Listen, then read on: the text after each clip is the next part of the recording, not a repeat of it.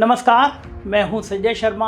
आप देख रहे हैं 4PM न्यूज़ नेटवर्क। दोस्तों, भारतीय राजनीति में कुछ पल ऐसे आते हैं जब सवाल सिर्फ चुनाव का नहीं रह जाता, सवाल लोकतंत्र का हो जाता है, सवाल संविधान का हो जाता है, सवाल उस भरोसे का हो जाता है जिस भरोसे पर एक देश खड़ा रहता है। बंगाल का चुनाव खत्म हो गया, लेकिन देश आज फिर उसी मोड़ पर खड़ा दिखाई देता है। टीवी चैनलों पर आपको बहुत सारी बकवास दिखाई जाएगी, सीटों के तरह तरह के आंकड़े दिखाई जाएंगे, विश्लेषक बैठेंगे, ग्राफिक्स चलेंगे, एंकर चलाएंगे, ऐतिहासिक जीत, विपक्ष खत्म, मोदी मैजिक, राष्ट्रवाद की जीत। लेकिन लोकतंत्र सिर्फ टीवी स्टूडियो में नहीं रहता, लोकतंत्र जनता के मन में रहता है। और अगर आप बंगाल की गलियों में जाएंगे, चाय की दुकानों पर बैठेंगे, कॉलेज के बाहर खड़े युवाओं से बात करेंगे, तो आपको एक अलग कहानी सुनाई देगी। एक ऐसी कहानी जिसमें डर है, बंटवारा है, नफरत है, और सबसे ज्यादा एक बेचैनी है, एक सवाल है, क्या भारत की राजनीति अब सिर्फ चुनाव जीतने की मशीन बन गई है? क्या लोकतंत्र अब विचारों का संघर्ष नहीं बल्कि प्रचार एजेंसियों और धार्मिक ध्रुवीकरण का खेल बन चुका है? और यही वो जगह है जहां भाजपा पर सबसे बड़ा सवाल खड़ा होता है, राजनीतिक नहीं, नैतिक। क्योंकि राजनीति सिर्फ सत्ता हासिल करने का नाम नहीं है, राजनीति समाज को जोड़ने का नाम भी होती है। लेकिन पिछले कुछ वर्षों में भारतीय राजनीति का चेहरा जिस तेजी के साथ बदला है, उसने देश को भीतर तक बदल कर रख दिया है। दोस्तों, एक समय था जब चुनावों में रोजगार की बात होती थी, गरीबों की बात होती थी, किसानों की आत्महत्या पर चर्चा होती थी, स्वास्थ्य, शिक्षा, उद्योग, महंगाई, ये सब चुनावी मुद्दे हुआ करते थे। लेकिन अब चुनाव में सबसे ज्यादा क्या दिखाई देता है? धर्म, मंदिर, मस्जिद, राष्ट्रवाद, घुसपैठिया, देशद्रोही, टुकड़े टुकड़े गैंग और 4PM पर प्रतिबंध। धीरे धीरे पूरा राजनीतिक विमर्श इस तरह बदला गया कि जनता असली सवाल भूलने लगी। यही भाजपा की सबसे बड़ी राजनीतिक सफलता भी रही है, और शायद सबसे बड़ी नैतिक विफलता भी। क्योंकि जब राजनीति जनता के दर्द से हटकर उसकी भावनाओं का व्यापार करने लगे, तो लोकतंत्र कमजोर होने लगता है। बंगाल में यही हुआ, और सिर्फ यही हुआ। भाजपा ने बंगाल को सिर्फ एक राज्य की तरह नहीं देखा, उसने बंगाल को एक राजनीतिक युद्ध भूमि की तरह देखा। यहां हर दिन एक नया नैरेटिव गढ़ा गया, हर दिन एक नई भावनाएं भड़काई गई, हर दिन एक नया खतरा पैदा किया गया। कभी कहा गया हिंदू खतरे में हैं, कभी कहा गया बांग्लादेशी घुसपैठ कर रहे हैं, कभी कहा गया कि बंगाल की संस्कृति खतरे में है। लेकिन सवाल यह है, क्या बंगाल का युवा सिर्फ इन नारों से अपनी जिंदगी बना सकता है? क्या उसे नौकरी मिलेगी, मिलने की गारंटी है? क्या उसके परिवार की आर्थिक स्थिति बेहतर हो जाएगी, इसकी गारंटी है? क्या महंगाई कम कर दी जाएगी? क्या पेट्रोल सस्ता हो जाएगा? क्या छोटे व्यापारियों का कारोबार सुधार दिया जाएगा? इन सवालों पर शायद ही अब कोई बहस दिखाई देगी। क्यों? क्योंकि आज की राजनीति में असली मुद्दे सबसे पहले गायब कर दिए जाते हैं, फिर उनकी जगह भावनाएं भर दी जाती हैं, हिंदू मुसलमान भर दिया जाता है। दोस्तों, भारतीय जनता पार्टी आज देश की सबसे शक्तिशाली राजनीतिक पार्टी है, इसमें कोई शक नहीं। उसके पास सत्ता है, बेशुमार पैसा है, मीडिया का, एक गोदी मीडिया का सारा हिस्सा उसके साथ है, आईटी सेल है, केंद्रीय एजेंसियों की ताकत है, और सबसे बड़ी बात, उसके पास एक बेहद आक्रामक प्रचार तंत्र है। इतनी शक्ति शायद आज़ादी के बाद किसी पार्टी के पास नहीं रही। लेकिन इतिहास कहता है कि जब सत्ता बहुत बड़ी हो जाती है, तो उसका सबसे बड़ा दुश्मन उसका अपना अहंकार बन जाता है। आज भाजपा के साथ वही खतरा दिखाई देता है। हर चुनाव को मोदी बनाम बाकी सब बना दिया गया है। ऐसा माहौल तैयार किया गया है मानो देश का अस्तित्व सिर्फ एक नेता पर टिका है, जिसका नाम नरेंद्र मोदी है। लेकिन लोकतंत्र किसी एक व्यक्ति से बड़ा होता है, बहुत बड़ा होता है। लोकतंत्र संस्थाओं से चलता है, न्यायपालिका से चलता है, स्वतंत्र मीडिया से चलता है, स्वतंत्र चुनाव आयोग से चलता है, और सबसे जरूरी, सवाल पूछने की आजादी से चलता है। लेकिन आज क्या हो रहा है?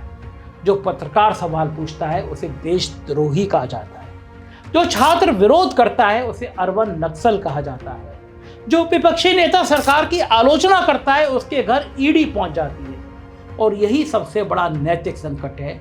क्या लोकतंत्र में असहमति अपराध है? क्या हर आलोचना देश के खिलाफ साजिश है? अगर ऐसा है तो फिर लोकतंत्र और तानाशाही के बीच फर्क क्या बचता है?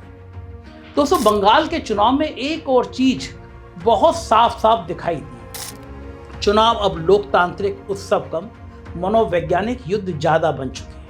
आईटी सेल अब सिर्फ प्रचार नहीं करता, वो लोगों की भावनाओं को नियंत्रित करता है। कौन देशभक्त है, कौन गद्दार है, कौन हिंदू विरोधी है, कौन राष्ट्रवादी है, सब तय किया जाता है।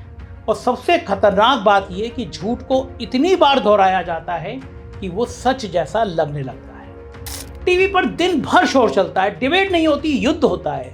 यहाँ एंकर जज भी होता है, वकील भी होता है और जल्लाद भी होता है। और उस पूरे शोर में सबसे पहले क्या मरता है? सच। दोस्तों, आज भारत में सबसे बड़ा संकट बेरोजगारी है। लाखों युवा डिग्री लेकर घूम रहे हैं, सरकारी नौकरियां कम होती जा रही हैं, पेपर लीक हो रहे हैं, छोटे उद्योग बंद हो रहे हैं, लेकिन टीवी पर ये मुद्दे गायब रहते हैं। क्यों? क्योंकि अगर जनता नौकरी मांगेगी तो जवाब देना पड़ेगा, अगर जनता महंगाई पर सवाल पूछेगी तो जवाब देना पड़ेगा, लेकिन अगर जनता को धर्म और नफरत में उलझा दिया जाए तो असली सवाल पीछे छूट जाते हैं। यही आज की राजनीति का सबसे खतरनाक मॉडल बन चुका है। दोस्तों, भाजपा ने राष्ट्रवाद को भी एक राजनीतिक हथियार बना दिया। ऐसा माहौल बनाया गया कि जो सरकार से सवाल पूछे वो देश से सवाल पूछ रहा है। लेकिन लोकतंत्र में सत्ता और देश एक नहीं होते, सरकार बदलती रहती है, देश स्थायी होता है। अगर कोई पत्रकार प्रधानमंत्री से सवाल पूछता है तो वो देशद्रोही नहीं हो जाता। अगर कोई छात्र सरकार की आलोचना करता है तो वो राष्ट्र विरोधी नहीं हो जाता। लेकिन पिछले कुछ वर्षों में आलोचना को अपराध बना दिया गया है। यही लोकतंत्र के लिए सबसे बड़ा खतरा है। दोस्तों, बंगाल सिर्फ एक राज्य नहीं था, ये वही बंगाल है जिसने भारत को विचार दिए, क्रांति दी, साहित्य दिए, आंदोलन दिए। यही बंगाल अंग्रेजों के खिलाफ खड़ा हुआ था और आज उसी बंगाल को धार्मिक और राजनीति की प्रयोगशाला में बदलने की कोशिश की जा रही है। मुख्यमंत्री इतना जहरीला बयान दे रहे हैं, लेकिन बंगाल की राजनीति हमेशा जटिल रही है। यहाँ लोग सिर्फ भावनाओं से वोट नहीं देते, वो सत्ता को परखते भी हैं। एक बार वोट दे दिया, लेकिन अब सत्ता परखी भी जाएगी। और शायद यही कारण है कि भाजपा को चुनावी सफलता के बावजूद एक बड़ा वर्ग उसके राजनीतिक मॉडल को लेकर असहज दिखाई देता है, क्योंकि सवाल सिर्फ जीत का नहीं है, सवाल इस बात का है कि उसका राजनीति का चरित्र क्या है। दोस्तों, राजनीति में नैतिक हार तुरंत दिखाई नहीं देती। सीटें जीत जाती हैं, सरकार बन जाती है, जश्न हो जाता है, लेकिन समाज के भीतर जहर फैलता रहता है। धीरे धीरे लोग एक दूसरे से डरने लगते हैं। हिंदू मुसलमान से डरने लगता है, मुसलमान हिंदू से डरने लगता है। और जब समाज डर पर खड़ा होने लगे तो लोकतंत्र भीतर से टूटने लगता है। आज भारत में वही हो रहा है। सोशल मीडिया खोलिए, हर तरफ गालियां हैं, नफरत है, फेक न्यूज है। और सबसे खतरनाक बात, अब लोग सच से ज्यादा अपने पसंदीदा झूठ पर भरोसा करने लगे। ये सिर्फ राजनीतिक संकट नहीं है, यह सामाजिक संकट है। दोस्तों, मीडिया का बड़ा हिस्सा सत्ता के सामने झुक चुका है। पत्रकारिता अब सत्ता की निगरानी कम, उसकी मार्केटिंग ज्यादा बनती जा रही है। प्राइम टाइम की डिबेट देखिए, बेरोजगारी गायब, महंगाई गायब, किसान गायब, लेकिन मंदिर मस्जिद हिंदू मुसलमान हमेशा मौजूद। क्यों? क्योंकि डर बिकता है, नफरत बिकती है और टीआरपी उसी से आती है। लेकिन जब मीडिया सवाल पूछना छोड़ देता है तो लोकतंत्र अंधेरे में जाने लगता है। दोस्तों, इतिहास में कोई भी सत्ता हमेशा नहीं रही। इंदिरा गांधी भी बहुत शक्तिशाली थी, आपातकाल लगा, मीडिया दबा, विपक्ष जेल गया, तब भी लगा था कि सत्ता अजय हो चुकी है, लेकिन जनता ने फैसला बदल दिया। क्यों? क्योंकि लोकतंत्र की सबसे बड़ी ताकत जनता की स्मृति होती है। जनता सब याद रखती है, उसे याद रहता है कि किसने डर पैदा किया, किसने नफरत फैलाई, किसने सवालों को दबाने की कोशिश की।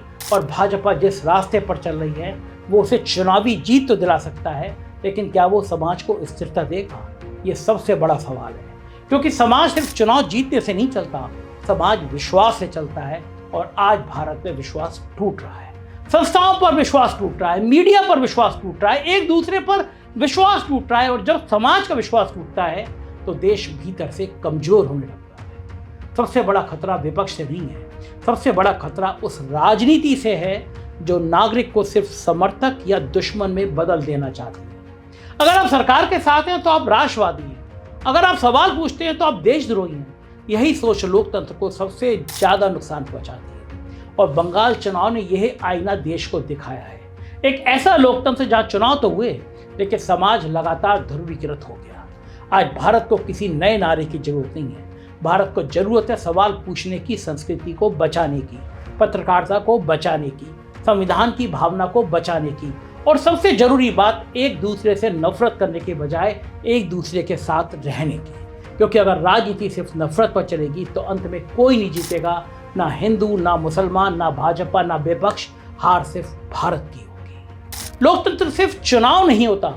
लोकतंत्र वो भरोसा होता है कि सत्ता से सवाल पूछे जा सकते हैं। लोकतंत्र वह भरोसा है कि पत्रकार बिना डर के काम कर सकता है।